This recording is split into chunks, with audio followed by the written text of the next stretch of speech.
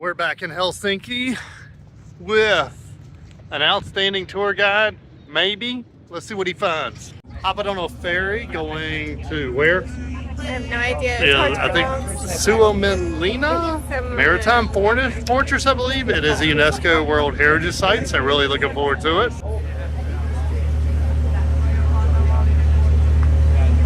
View of Helsinki from the island. Also, right over here is the Naval Academy.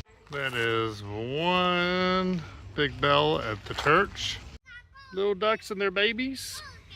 Even when it's warm, it snows in Finland. Something coming off this tree.